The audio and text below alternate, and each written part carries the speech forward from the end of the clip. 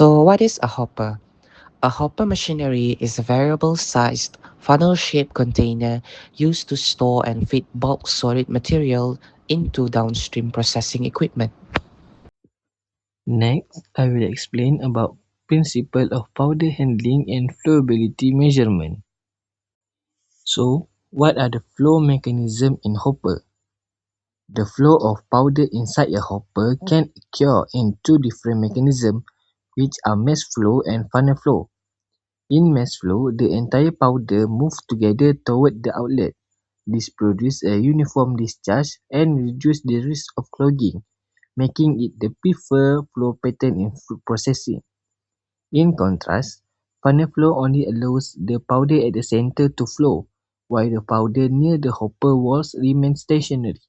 This may cause problems such as bridging and red holing, leading to an inconsistent powder discharge. Therefore, mass flow generally provides better powder handling performance. Next, these are the several factors that can affect the flowability of powder in a hopper.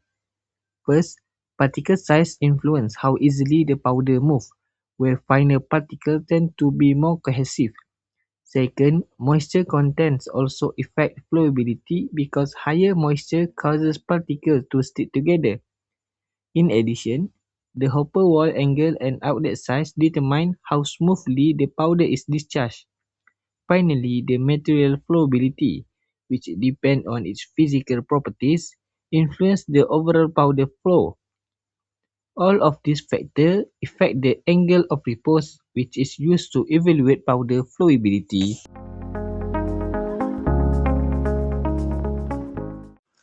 Before using this the hopper, let's quickly go through the 5 pre-use steps. First, wear appropriate personal protection equipment, which is safety glass, glove, and a dust mask if need. Personal protection is your first line of defense. Second, ensure the hopper and stand are stable. Give them again gentle shake to confirm they won't tip over during operation. Third, check that the hopper is clean and dry. Any leftover moisture or residue from previous use could contaminate your fresh sample. First, inspect the hopper for damage. Look for cracks or wear that might affect performance or cause leaks. And lastly, prepare your material. When running the hopper, we need to follow the procedure provided step by step to avoid any misleading that will lead to procedure error. First, fix it securely on a stand at a height of 6 cm above the table. The hopper has three different diameter outlets, which is 5, 10, and 20 diameter. Make sure to close the hopper outlet before pouring sample into it. Once the powder is ready in the tube, pull the valve slowly about the 45-degree angle to distribute pressure into the tube, and then open the outlet to allow the powder to flow freely onto the table. The powder will naturally form a cone-shaped pile. Then, after all the powder has been discharged, measure the height and the half width of the pile to calculate the angle of repose.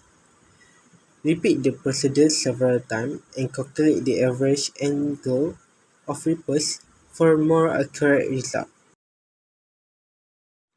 After using the hopper, close the hopper outlet to prevent any remaining powder from spilling out. Remove any leftover powder from inside the hopper and clean it thoroughly using a brush or a dry cloth to avoid contamination in future experiments. Next, inspect the hopper for any signs of damage, such as cracks or blockage. To ensure it remains in good working conditions, clean the surrounding work area to maintain a safe and tidy laboratory environment.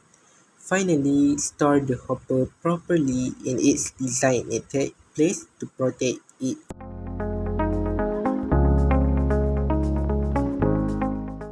Application of flowability hopper in the food industry. The first one is storage and handling of food powder such as flour, sugar, cocoa powder, milk powder, and starch. Second one is control feeding of ingredient into mixer, blender, and processing equipment. The third one is transfer of granular products such as salt, coffee bean, cereal, and rice. For the fourth one, packaging operation by providing a continuous and consistent flow of product to filling machine. For the fifth one, batch processing will accurate ingredient. This task is required for product formulation. For the sixth one, reduction of material wastage by preventing blockage, bagging, and uneven flow. For the last one, maintaining product quality through uniform material movement and reduce segregation.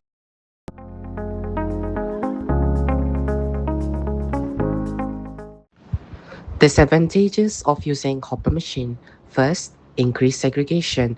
The V-shaped surface creates avalanching flow, causing significant particle size segregation. Second, intermittent, unreliable flow. Discharge rates are often erratic and unpredictable, which is a major disadvantage for process control. Third, may require flow aids. To mitigate flow problems, funnel flow hoppers often need complex and expensive auxiliary equipment like vibrators, air cannons, or mechanical agitators. Fourth, prone to road holes and prone to rate holes and arching. Stagnant materials can gain strength over time, leading to stable rat holes that block flow. Their collapse can cause erratic discharge, severe flooding, or uncontrolled liquid-like flow, and even structural damage. Fifth, material degradation. The first in, last out pattern means the first material in can remain stagnant for a long time, leading to spoilage, compaction, or caking, which further degrades its flowability. In conclusion, a hopper is an essential device for storing and dispensing powder or granular materials in a controlled manner.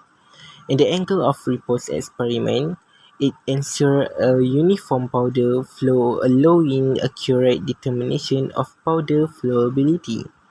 Despite potential issues such as clogging and flow inconsistency, the hopper remains a simple, efficient, and widely used tool in laboratory and industrial applications.